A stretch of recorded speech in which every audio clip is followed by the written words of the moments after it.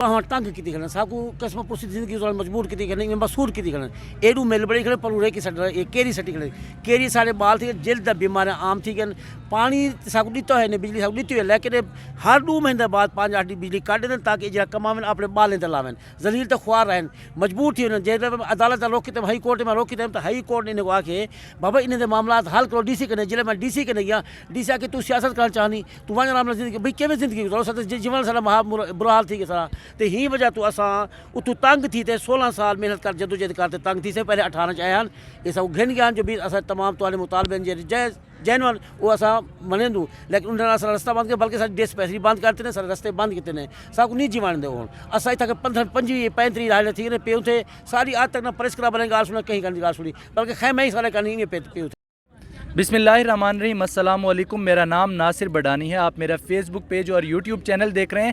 اس وقت میں national press club کے باہر موجود ہوں. یہاں پہ میرے کیمرہ مین اگر آپ کو دکھا سکیں یہاں پہ بہت سارے لوگ بیٹھے ہوئے ہیں. شکلوں پہ ان کی نہ جائیں, ان کے ساتھ بہت سارے مسائل درپیش ہیں. ان کو بہت زیادہ اذیت کا سامنا کرنا پڑ رہا ہے. شوگر مافیا جو کہ پاکستان میں بہت جو ہے وہ شدت اختیار کر چکا ہے. چینی چور بھی بہت زیادہ اس چیز میں ملوث ہیں اور شوگر مافیا نے ان کے ساتھ جو ظلم کیا ہے وہ اس بزرگ کی زبانی جو ہے وہ آپ کو بتاتے ہیں. ان کے کیا مسئلے مسائل ہیں وہ آپ کے ساتھ شیئر کرتے ہیں. جی بتائیے گا. جی میرے ساتھ ہمارے ساتھ مسئلے مسائل یہ ہیں جی. شوگر مل کی وجہ سے ہمارا زیر زمین پانی زہرلودہ ہو گیا ہے جو ان کا گندا پانی نکلتا ہے. اس کی وجہ سے ان کی وجہ سے ہم جب قانون مانگتے ہیں, انصاف مانگنے کے لیے عدالتوں میں جاتے ہیں تو یہ ہمارے اوپر پرچے کراتے ہیں. 2 مرتبہ انہوں نے ہمارے گھروں میں پانی چھوڑا. 7, 8 اور 9 کے سیزن میں, 14, 13 اور 14 کے سیزن میں 2 مرتبہ ہم پرچے کی. جب ہم نے عدالت کا رخ کرتے ہیں تو پھر پرچے کرتے ہیں. ایک دفعہ 37 آدمی پہ ڈکیتی کا پرچہ کیا 35 لاکھ روپے کا. پرچے بھی ہمارے ساتھ یہ محجوب ہے. ایک دفعہ پولیس مقابلہ کرا کے ہمارے اوپر تساں صحیح سرائکی دے وچ تسلی نال دسو مسئلہ کیا ہے تہاڈا. شوگر ملنے والے نال تہاڈا کیا ایشو ہے, تہاڈی اتھا زمین کتنی ہے.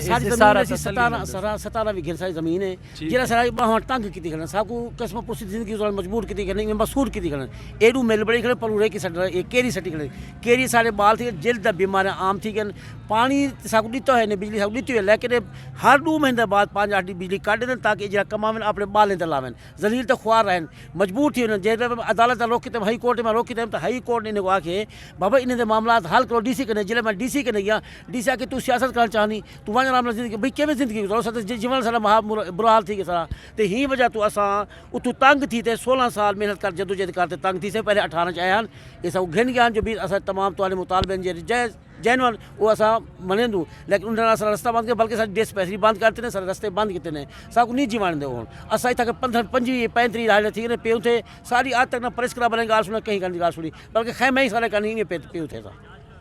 اچھا جی, آپ نے ان کا مسئلہ سنا. میں ذرا تھوڑی سی تفصیل بتاتا ہوں جو مجھے سمجھ آئی ہے کہ ان کا جو اصل میں مسئلہ ہے کہ شوگر مافیا جو ہے وہ ہمارے ہاں آپ کو پتہ ہے کہ کس طرح سے کتنے بڑے بڑے سیاستدانوں کی بہت بڑی بڑی شوگر ملیں ہیں پاکستان میں.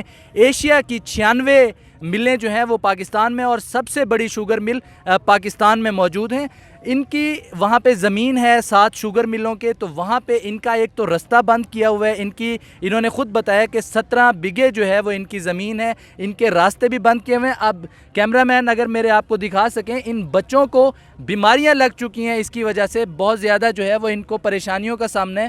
جلد کی بہت گندی قسم کی جو ہے وہ ان کو بیماریاں لگ چکی ہیں اور ان کے ہاں نہ ان کو صاف پینے کا پانی مہیا کیا جاتا ہے, نہ اس طرح کی کسی بھی قسم کی سہولیات ان کو دی جا رہی ہیں, بلکہ ان کو پریشرائز کیا جا رہا ہے. ان کے اوپر FIRیں کاٹی جا رہی ہیں کہ ان کی یہ پانی بھی آپ دیکھ لیں کہ پانی کی جو صورتحال ہے وہاں پہ جو پانی ہے ان کا جینا دوبر کیا ہوا ہے. ایسے لگ رہا ہے کہ وہاں پہ جو ہے وہ یہ فلسطینی آباد ہیں اس جگہ پہ اور چاروں طرف سے جو ہے وہ اسرائیل نے ان کا گھیرا تنگ کیا ہوا ہے.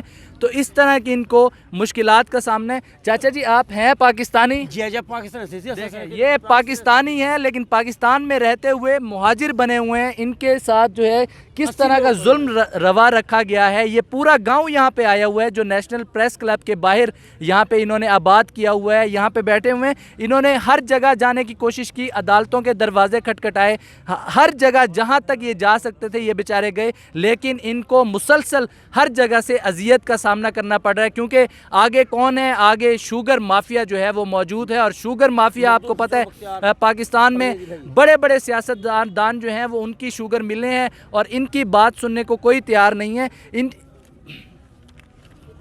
ये इनके तमाम पेपर्स यहाँ पे मौजूद हैं, ये तमाम फाइलें ये उठाए हुए हैं अपने।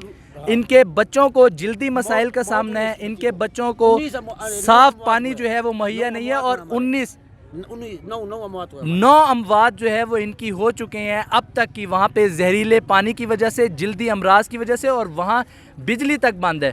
खुदारा मैं अरबाब इख्तियार से गुजारिश करूँगा कि खुदारा इन लोगों के मसाइल को सुना जाए, इनको देखा जाए। ये भी आप ही के लोग हैं, ये कोई बाहर से उठकर नहीं आए, ये कोई किसी और मज़ाहिब के लोग नहीं हैं, कोई काफिर नहीं है, किसी और जगह से नहीं है, ये आपके अपने लोग हैं, ये पाकिस्तानी हैं जो यहाँ पे नेशनल प्रेस क्लब के सामने आए हुए हैं ताकि इनकी आवाज़ सुनी जाए।